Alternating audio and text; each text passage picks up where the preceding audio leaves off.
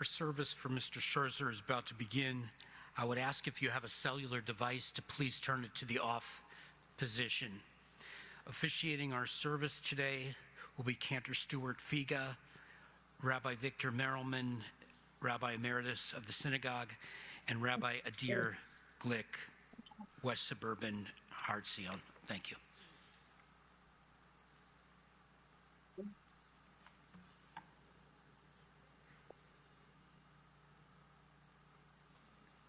Adonai madam v'tedaehu ben enosh v'techashvehu adam level damayamav ketzel over b'boker yatzitz v'chalaf לערב ימולל ויבש תשב אנוש הדקה ותאמר שובו שובו בני אדם לו חוכמו ישכילו זאת יבינו לאחריתם כי לא ותומו כי כך הכל לא ירד אחריו כבודו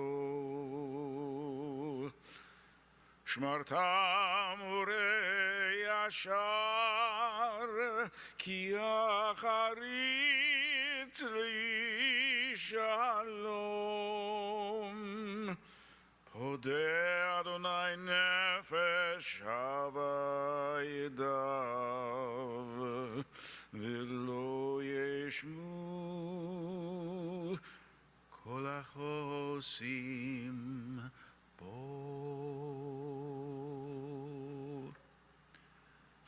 Adonai, what are we that you will have regard for us? What are we that you are mindful of us? We are like a breath, our days are as a passing shadow. We come and go like grass, which in the morning shoots up, renewed, and in the evening fades and withers.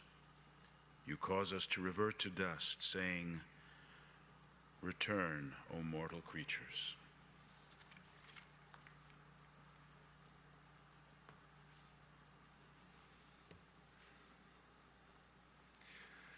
Again, thank you for joining us. After the service, you are invited to our social hall where we will have a gathering. There will be an opportunity to share memories and thoughts, to be with the family, and to fulfill the mitzvah, the good deed of Nichum Avelim, of bringing consolation to the mourners. And this morning, we are here to mourn the passing and to honor the extraordinary life of Bradley Shorser.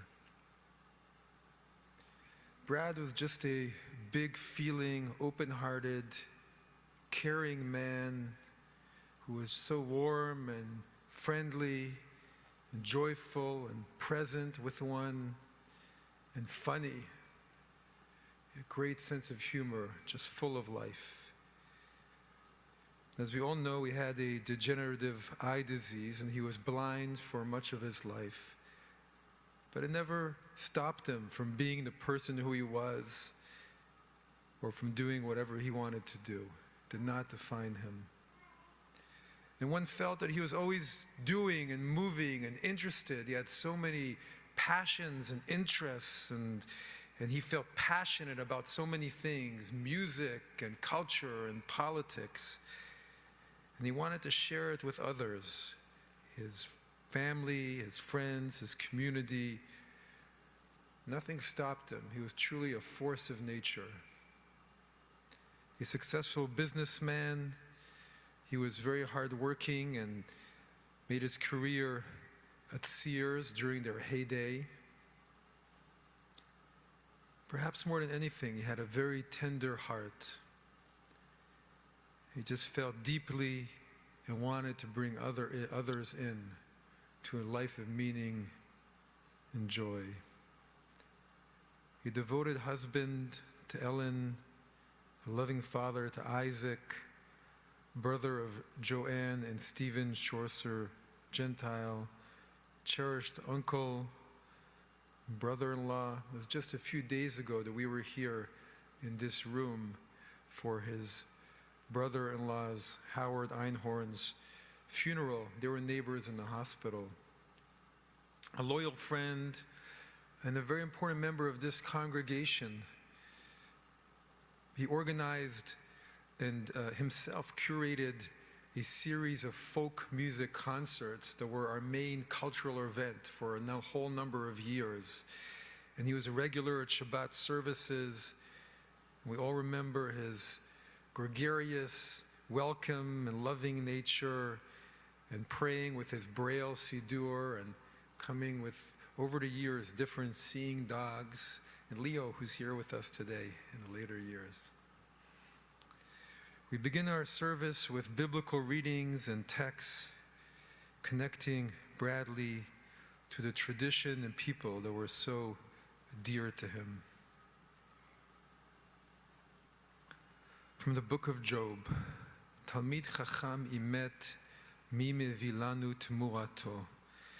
There is no replacing a person of wisdom. There are mines for silver and places where gold is refined. Iron is taken from the earth, and copper is smelted from the rock. But where can wisdom be found? And where is the source of understanding? There is no replacing a person of wisdom. Brad had a lot of wisdom from everything he went through in his life and everything he accomplished. From the book of Malachi, Torat emet hayta bepiu ve'avla lo nimsa bisfatav beshalom b'mishor halach iti ve'rabim heshiv me'avon. True instruction was on his lips, and he did not give voice to injustice. He walked with Adonai in peace and honesty. Finally, Psalm 23, Mizmor leDavid, Adonai ro'i lo echsach. The Lord is my shepherd, I shall not want. He makes me to lie down in green pastures. He leads me beside the still waters. He restores my soul. He guides me in straight paths for his name's sake. Though I walk through the valley of the shadow of death, I will fear no evil, for you are with me. Your rod and your staff, they comfort me. You prepare a table before me in the presence of my enemies. You have anointed my head with oil. My cup runs over. Surely goodness and mercy shall follow me all the days of my life, and I shall dwell in the house of the Lord forever. We will now share stories and eulogize Brad. First, his nephew Asher will speak, then his and Ellen's dear friend Terry Reimer, and a family cousin Arlene Castle, followed by my friend and colleague, Rabbi Emeritus Rabbi Mirelman, then Brad's son Isaac, and finally I will share a few more biographical details. I'd like to invite Asher to please come up. You, Isaac. I grew up here on these streets. Oak Park and River Forest were and still are home for me, not just because of the roof over my head, more so because of the people that surrounded me. The Shorsers, my Uncle Bradley, Aunt Ellen, and my cousin Isaac were just around the corner. I saw them almost every week for many, many years. Bradley's passion for life was infectious. His authenticity and tenacity, inspiring. I reflect with gratitude on some of the formative experiences I had with Bradley and the Shorsers. My first time experiencing a musical, my first time in an Italian restaurant, my first time to the horse racing track, my first time watching live classical guitar, first time to Atlantic City, and my first time seeing a black and white movie in theaters. I distinctly remember thinking to myself as a young lad, how can a blind man enjoy a movie in the theater? And within 30 minutes of the movie, I think it was Dr. Strangelove, I remember seeing his face, bright with rapt attention, eyes brimming with emotion. He seemed to be getting more out of this experience than anyone else in the theater. This genuinely taught me something, not just about Uncle Bradley, but about life. That attitude is everything. From then on, I understood the world not as a challenge to Uncle Bradley due to his blindness, but a buffet of experience in spite of his blindness. He had finer taste than just about anyone I've ever met, and he had a supply of courage and energy to engage the world that was contagious. During my young adulthood, I had doubts and insecurities about my professional life that Uncle Bradley leaned straight into. He had a different professional background than anyone in my immediate family, and truly had wisdom that I needed to hear. With such genuine love did he listen and provide me counsel. I felt such an authentic desire for me to succeed. He helped me believe in myself. I still carry his words with me. I still hear his rich, booming voice and his New York accent.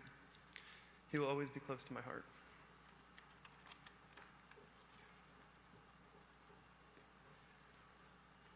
Brad's friend Terry.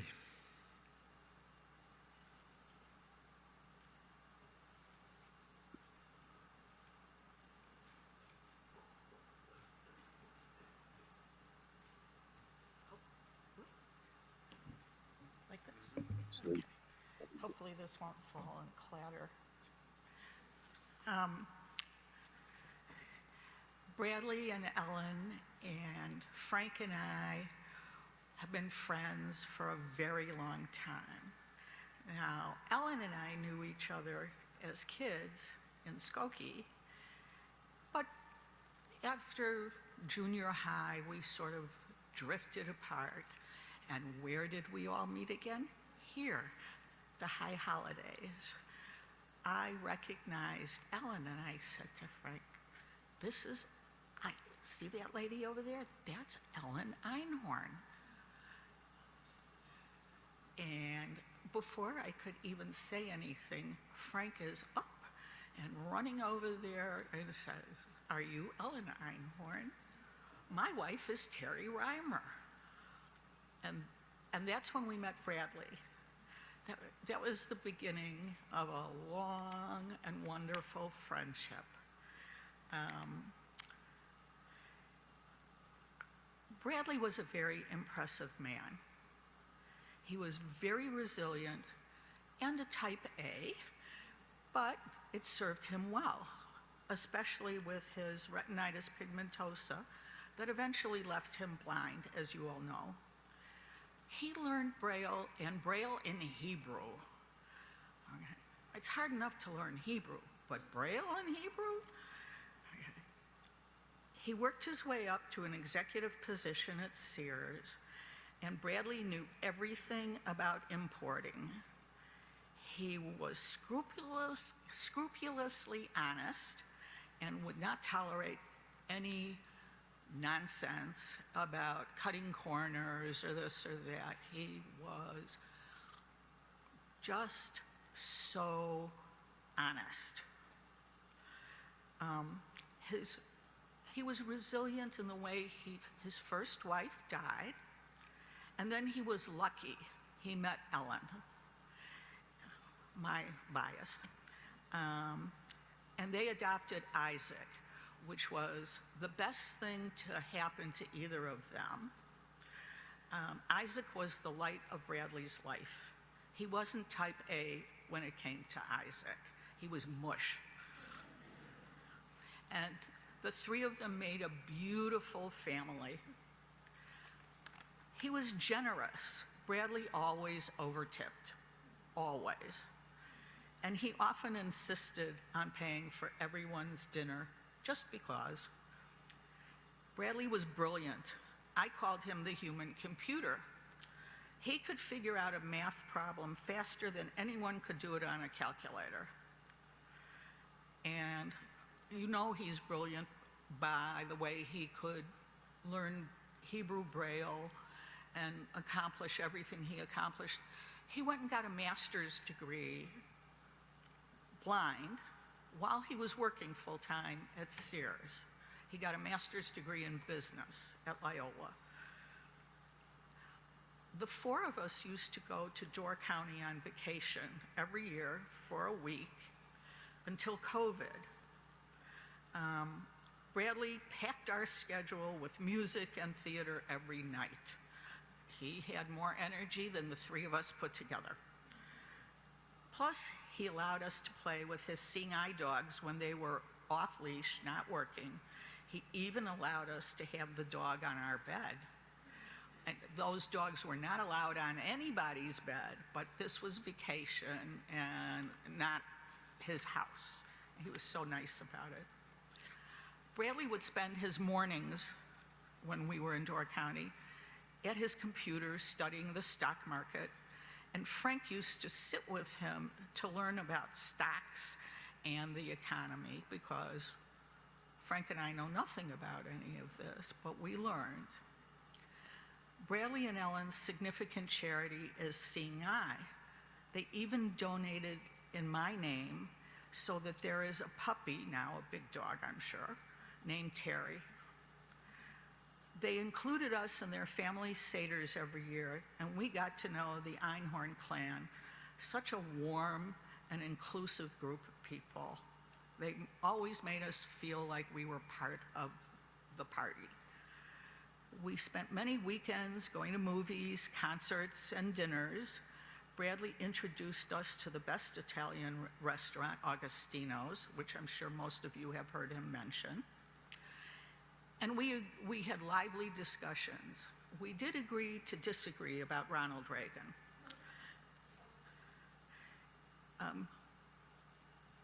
By the way, Bradley was a Cubs fan. Even in Door County, we had to find a radio, so if there was a Cubs game going, we all listened to the Cubs game. Frank and I will miss Bradley and remember him always.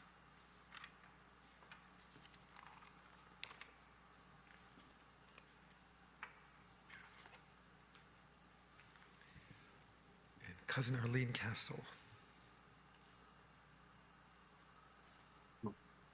Yes.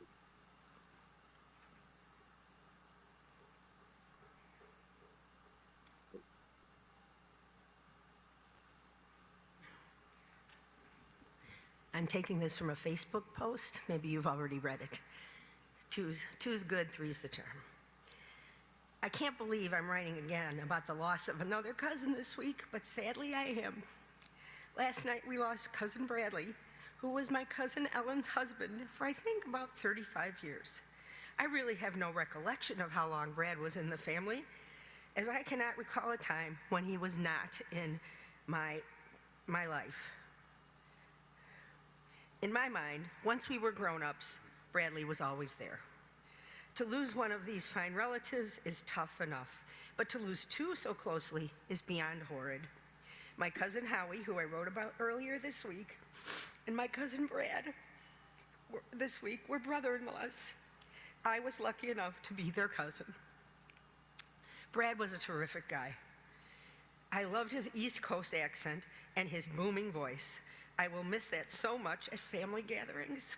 He was a wonderful joker, a conversationalist, and a great schmoozer, and who had the ability to always make me feel welcome and was always, sorry, I guess you made a big difference, Bradley, and was always, oops, I lost the page and now I have a page of a basset hound on there. I don't think that's what we want. Hang on just a minute.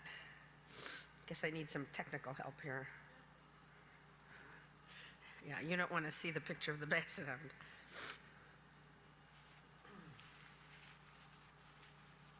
Thanks. Okay, thank you. Brad was a terrific guy. I loved his East Coast accent and his booming voice. I will miss that so much at family gatherings. He was a wonderful joker, conversationalist, and schmoozer who had the ability to always make me feel welcome and was always interested in what was going on in my life and that of my family. Well-read and worldly, he knew a lot about everything. But when talking with you, always showed how interested he was in what you were involved in and what you were doing and what you had to say. But what I think of that I will miss the most about Bradley is his determination. Similar to what Asher said, I learned so much from Brad and watching how he navigated life. I know my former employees will remember me speaking of my cousin Brad, who was a huge success. And oh, by the way, Brad was blind. But blind never defined who Brad was. Brad, or perhaps his wife, Cousin Ellen, once explained to me that he had some sight when he was younger, but I think lost most of it around middle school age. I do not recall exactly, but I believe that's what I was told. And I never saw Bradley without a service dog, so I imagine he had that situation all the times that I knew him. I recall some of their names. There was Adam, there was Dottie, there was Leo, and is Leo. And I recall how they all loved and respected him, not only as their master, but as someone who loved them so deeply. I remember going to see my daughter Kara in a production of Thoroughly Modern Millie with Brad and Ellen. And I also recall thinking they left the dog at home. Bradley's flying solo. Oh no, curled up under the red velvet seat was that dog, jammed in there in a place that wasn't big enough for my small leather purse. But there was the dog right beneath Bradley, ready for whatever he needed. I sure learned a lot about animal-human interactions in watching Brad and his dogs interact all those years. We spent so many Passover Seders together at their house, including with Frank and Terry, and with lots of relatives, with Brad leading many of those Seders. He always did things that I had not known, had I not known him, would never have imagined a person who was blind could accomplish, but Bradley just did it. A successful businessman, an avid theater goer, and someone who kept up with, whoops, and here we are, we lost the page again. Oh my goodness, sorry about this. Assist stage manager. Sorry, Deb. Oh, that's okay. It just, maybe you should stay. I'll just step to the side. Yes, No problem. here we go. Okay. Thanks. A successful businessman, avid theater goer, and someone who kept up with every bit of news. Brad was always on top of everything. After his father-in-law's funeral in 2002, Uncle Mort Einhorn, it was time to leave the cemetery and go back to the house in Skokie. Before I had a GPS and probably even a MapQuest, Brad was assigned to drive with me from Forest Park to Skokie and give me directions. I am horrible with directions. I'm also horrible with Facebook. But I was told this was the plan. His dog Adam hopped in the back seat behind me, sitting up very erectly the entire ride. I'm not sure Brad knew that Adam was busy sniffing my hair the whole way that we were driving, and he also was licking my neck, which I did not put in the post. Didn't bother me, I'm a big dog lover. But just like a co-pilot, Bradley was dictating directions to me. "Aline," he said loudly, with his booming East Coast accent, "Go to the light, make a left, go to the light, make a right, go to the intersection, turn right, and then merge. Go for 2 miles, and then," and the articulate directions kept coming while he carried on a conversation with me. Perhaps some of you experienced this also. Until we arrived safely at the house we were to get to, and there we were. I knew a person who was blind could give walking directions, but I never knew that a blind person could give driving directions. But that apparently was in Brad's wheelhouse, and to this day, I really don't know how he did it. He just did it. Had I been giving the directions, we might still be driving around. Oh, and no one else ever knew, except for those of you I'm telling, that Adam exited the car, assumed his position supporting Bradley, but had had a really great time sniffing my hair and licking my neck. A long ride home with a man who was blind, giving directions, and a big yellow lab smelling my hair. Life does not get much better or more interesting than that, all thanks to Cousin Brad. I spoke of Brad often to my staff. I supervised special education teams in the school system for many years, about 20, and I always wanted each of my staff members to set high standards, and here we go again, for the students that we worked with, so that they felt supported and that they felt that they had places to achieve. That's Uncle Mort's post. We don't want that. No, that's Howie's post. Goodness. Almost at the end. There we go. Thanks, honey. After many years, and I always wanted each of my staff members to set high standards for the students who worked with us and to be supportive and believe in them. After many years, when I felt my relationship with Brad was finally close enough, I mustered up the courage to ask him, how had he been such a success all of his life and did that while being blind? He very clearly said something to the effect of, my mother told me there would be no other way, and that I would achieve and I would be successful.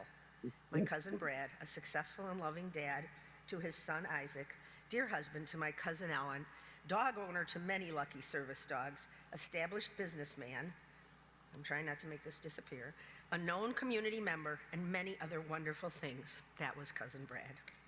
I will miss Brad's booming voice and accent, but I believe in every loss we take something with us. What I will take from my relationship with Brad will be his determination. When I am feeling defeated by some of life's little things, I will think of Brad's determination and readjust my thinking. And I will remember him, a man who was blind and lived his life as not only a great guy, but also a hugely successful person. As he had told me, there is no other way. May your memory be for a blessing, Bradley. You touched my life in many ways. I never really had a chance to tell you, but I wish I did. I'm trying to today. You and your booming voice and accent will be so missed. With much love, your cousin, Aline. Thanks.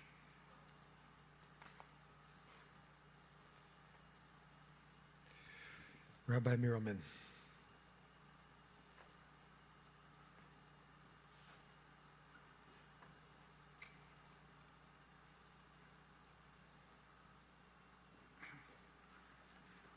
Good morning, everybody. Thank you, Rabbi Glick.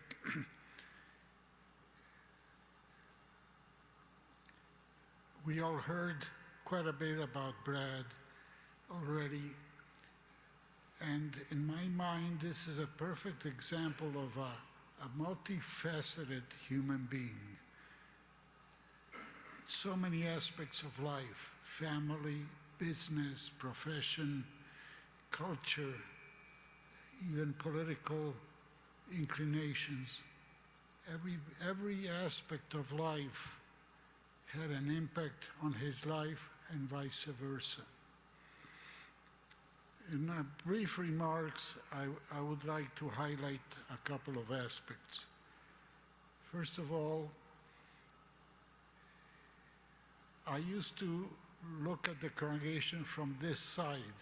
For quite a few years, I was the rabbi here, and the Shorsers came into this community at that time, many years ago.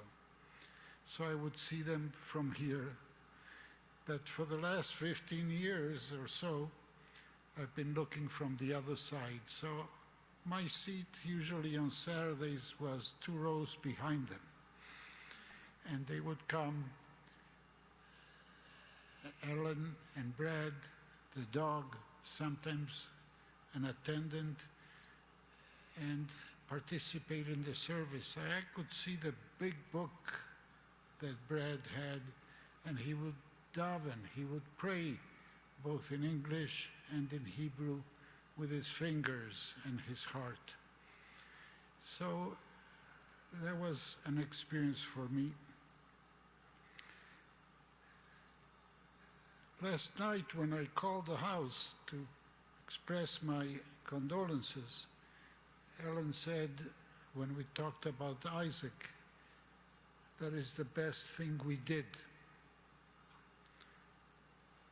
Somebody earlier today pointed out that both Ellen and Brad did a great thing in welcoming Isaac into the family.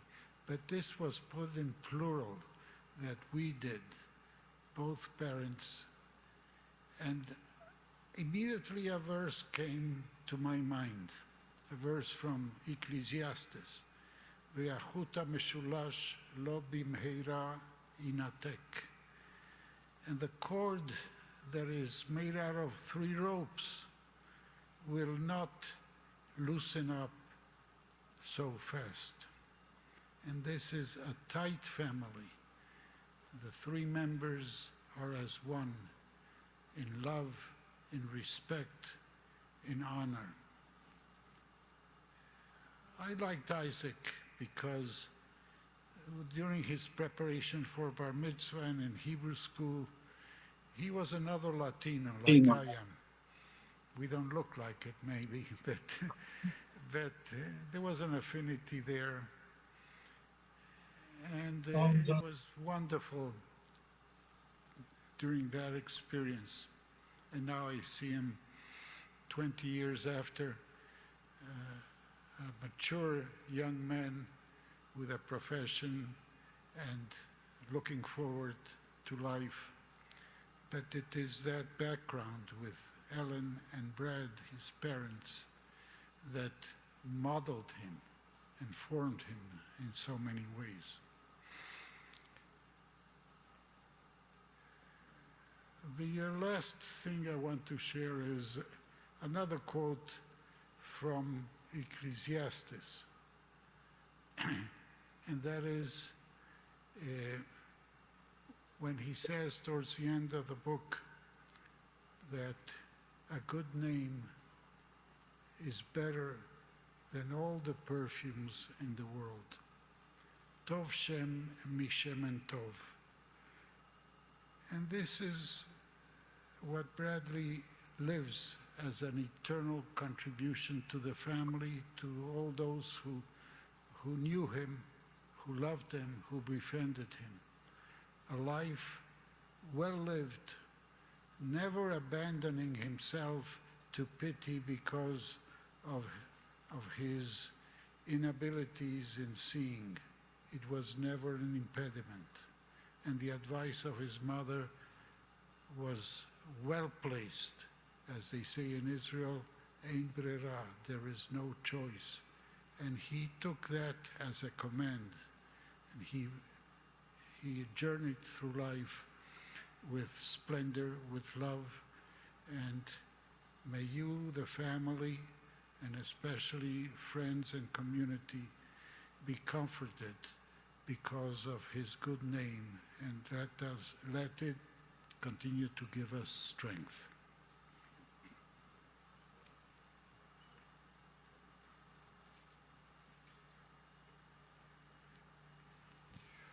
Isaac.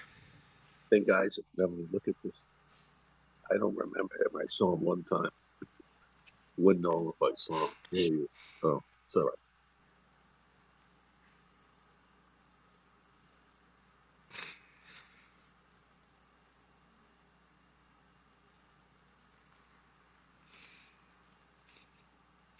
My dad is my hero.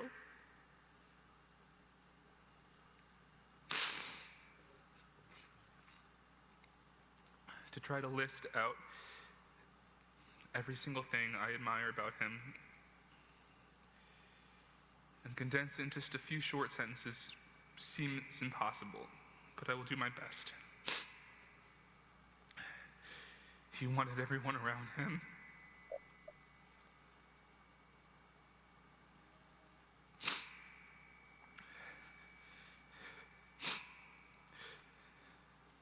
to be able to meet their full potential and actively push them to that end.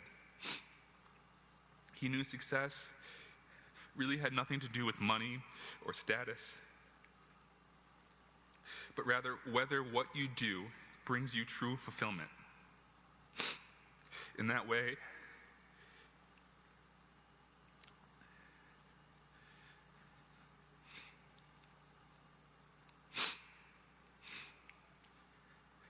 I'd argue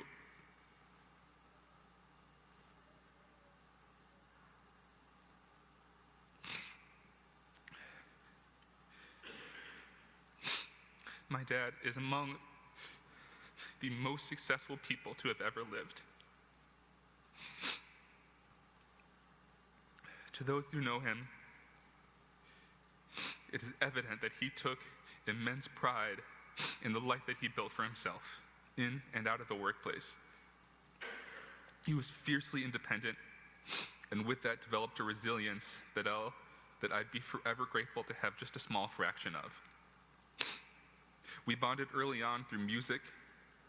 He shared with me the artists that he grew up loving, and that love became my own. As I grew older and my music taste diversified, our roles reversed, and it was my turn to share with him the music that I was most moved by. Our music exchanges and going to concerts together will be forever among my most cherished memories.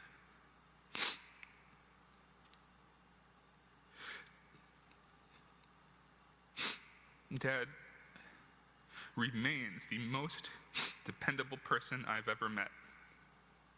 His advice and ability to help you look at the bigger picture was unparalleled, while at the same time, he had the ability to find the humor in any situation.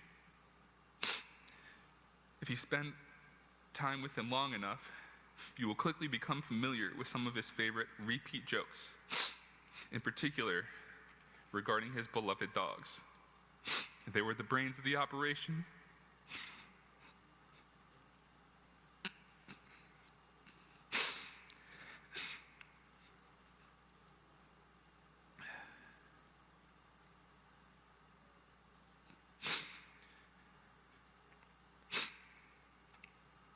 At a restaurant, we would get a table for 3 with 4 on the floor.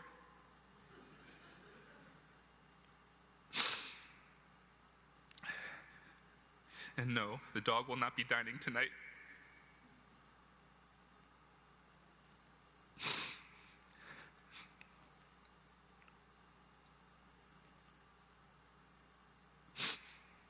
It is impossible to say everything I miss about my dad.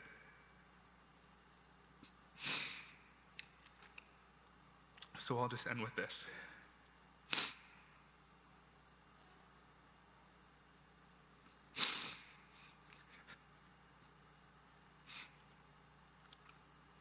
I miss you, Dad.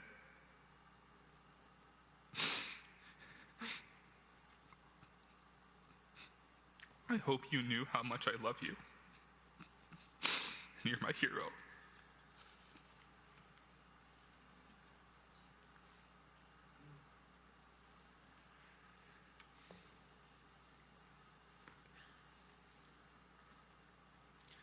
Share a few more biographical details and thoughts. Bradley was born in 1947 in Brooklyn, and he grew up in Long Island. His father was a stockbroker himself, and maybe that's where Brad's love of numbers and analyzing trends came from. His mother was a stay-at-home mom. And they were involved in the local Jewish community, and I heard a story that both Brad and his sister, who could carry a tune, would sing at the B'nai Mitzvah of other children. And we heard the stories of him growing up and losing his eyesight. I heard how he would share, asked, did he share stories of what it was like? And Isaac told me that he talked about playing baseball, and he wasn't able to track the ball in the outfield when it came to him. And all the other players would run to catch the ball, but he just couldn't do it. And his mother, as we heard, who was there teaching him, if something fell on the floor, she wouldn't pick it up for him. She would make him pick it up because she wanted him to be ready for what was coming. Maybe the quality that developed out of all of it was obviously resilience, but also independence, an incredible sense of independence. And one felt of Brad that he could somehow do anything. As his family told me, perhaps also his love of music came when you're, as is well known, when one sense is dimming or losing, then your other senses become more acute.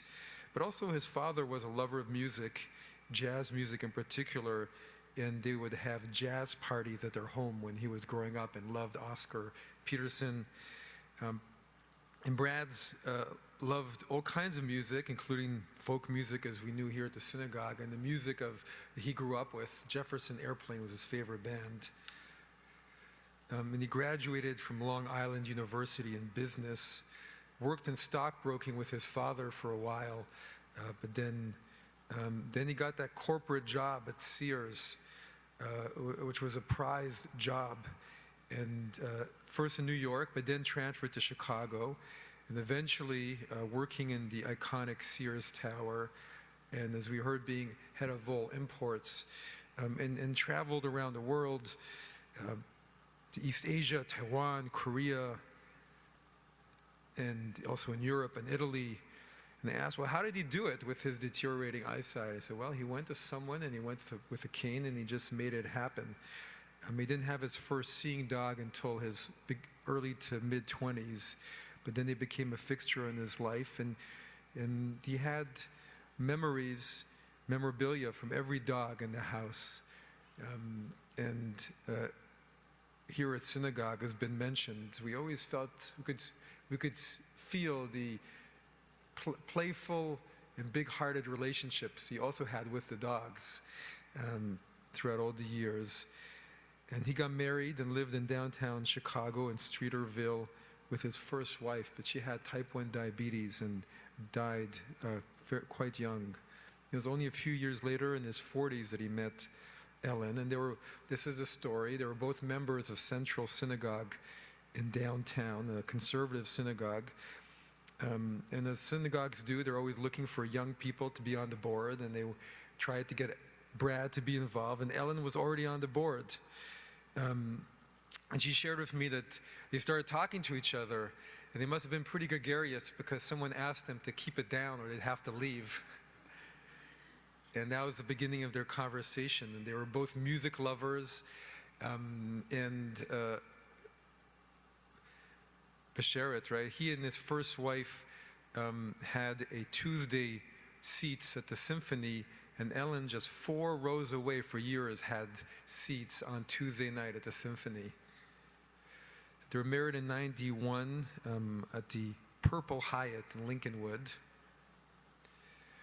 And then when Sears moved out of their downtown location to Hoffman Estates, then they moved to River Forest, where they had a bus service to the new headquarters, and soon later Isaac became part of the family. And as we've been hearing, just created this incredibly rich and inspirational life for everyone who came into their orbit. I heard as well from the nephews and nieces, whom I spent a lot of time with this week, about he was always there finding great concerts and interesting events, just had an eye for what was cool and interesting, and brought everybody else with him.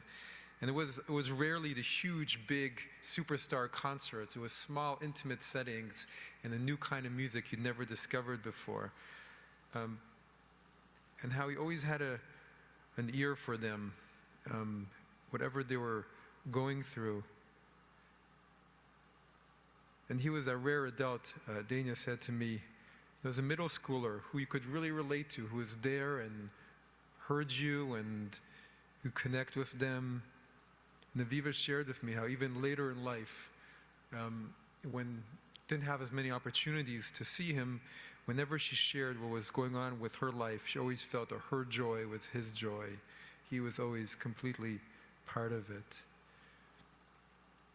And how we heard so many stories of his going beyond what many of us did and taking longer walks than most people do and memorizing several square miles around their home and doing everything with such fullness. As Isaac said to me, he never did anything with a half measure. He was reading, he was listening to tapes on book, and then when the digital tapes came on, he was listening to 3 books a week, just absorbing so much. And even with the horse racing, he was so interested in analyzing the different horses and how the terrain might affect the horse and the race, and taking it all in. And always, whenever he came to synagogue, always joking around, and he always putting other people at ease. And I remember other people sometimes saying, "So good to see you," and then feeling uneasy. And he never made it awkward. He always joked about it and made it part of everything. Had a charismatic presence for all of us. And I remember just when I came here 10 years ago, one of the very first events, maybe just a few days after I arrived, was one in the series that he helped organize, and the only one, at least in my time, that wasn't a folk music concert. It was Golda's Balcony, part of Stars in the Sky. And we had a full house, completely full house of people there, people here. And then he did properly. And he made sure that we had ads in the local radio stations, and we lit up our beautiful windows from the outside for all the concerts. And those were our main events for a whole bunch of years, cultural events. And he would say to me every time, "Can we use your office as the green room?" I said, "For sure." And it was a pleasure to see such interesting artists. And we've missed them since then, the Stars in the Sky concerts. And I always felt his really big commitment to that part of Judaism that's to do with justice. I knew how important, even if he didn't talk about it, I could just feel how important that was to him. I knew he carried that in his heart. And I heard so many stories. He was very involved here in the early years, went to Israel on a trip, and even went on hikes, hiking on big rocks and riverbeds, as often happens in Israel. He retired and then made even more time and space for all of his interests, and moved down to Pasadena in the winters. I remember being in touch when they had the fires. I think it was last year or the year before, and he wasn't worried about it at all. Everything's okay. But then he started having health difficulties in the last 6 or 7 months. And actually, I remember one of my last conversations with him on the phone, that maybe he was the sweetest I'd ever found him. He was just gregarious and laughing and joyful. He was so open-hearted and joking with me, and just sweet and kind, just completely himself. And that was his gift. He was both the extrovert who lit up the room, but he also could be so personal. He never dominated the conversation, as his nieces and nephews put it, but he almost had this super sense to feel where you were at, and to meet you there, and to be there and give support and love and friendship. And as everyone's been commenting today, how powerful that in these last months where he's been in the hospital, that his brother-in-law, who was his neighbor through life, was just a hallway down, a few doorways down, and the whole family would go visit both of them, and they would joke about it, and they passed away a week from each other, less than a week. He never did anything in half measures, but he was so passionate and giving. And I wanted to mention also, as the nephews and nieces said, and how fortunate he also was in having Isaac and Ellen as a son and wife. I think it was Asher who said how striking it was to see Isaac at a young age already helping Brad around and helping him with everything. They had the secret language, the three of them. To finish with a Hasidic story of two rabbis, two rebbes who were friends and who were traveling from one side of Poland to the other. And one got into the carriage, and then the other looked into the carriage and saw there wasn't going to be much room for him. He said, "Don't worry about it, I'll just take another carriage to go to Warsaw." But then his friend said to him, "Let us love each other more, and there'll be more room. Get in the carriage." And Brad seemed to say, "Don't be afraid of anything. Let us be there for each other. Let us love each other more, and there will be room. As we prepare to lay him to rest and to pray that his soul ascend ever higher under the wings of the Shekhinah, please rise for the El Malei Rachamim prayer.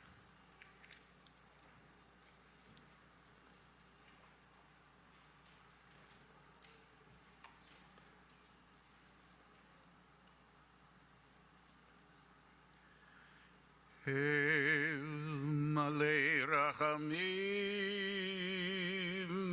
Shochen Bamrumim, Hamtzei Menucha Nechona, Tachat Kanfei HaShekhinah, B'malot Kedoshim Utorim, Kizor Arakia, Mazirim, Et Nishmat Binyamin Ben Shimon, Shehalach Leolamo, Began Eden,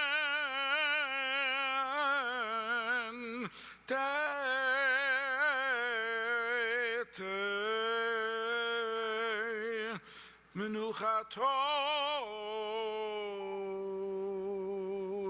Anabal Rachamim Hastireu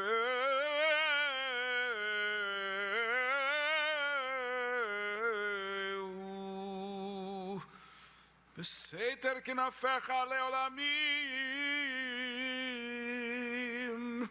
Utzror Bitzror Achayim Et Nishmato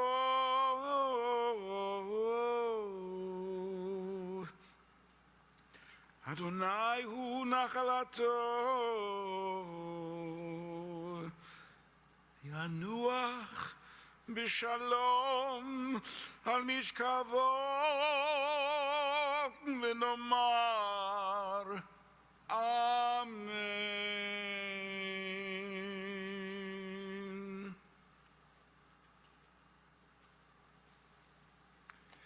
Exalted, compassionate God, grant infinite rest in your sheltering presence among the holy and pure to the soul of Bradley who has gone to his eternal home. Merciful One, we ask our loved one find perfect peace in your eternal embrace. May his soul be bound up in the bond of life. May he rest in peace. And let us say, Amen. Please be seated.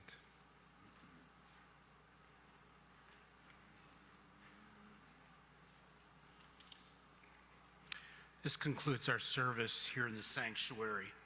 The interment will take place at Cedar Park Cemetery in Paramus, New Jersey, at a time to be decided.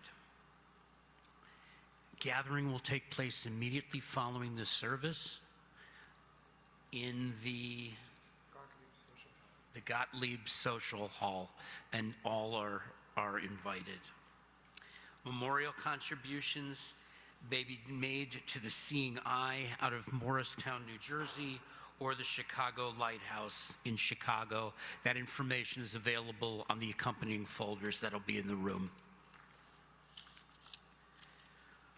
At this time, I'm going to ask everyone to please rise. Those of you who are asked to be pallbearers, I would ask you to please step forward.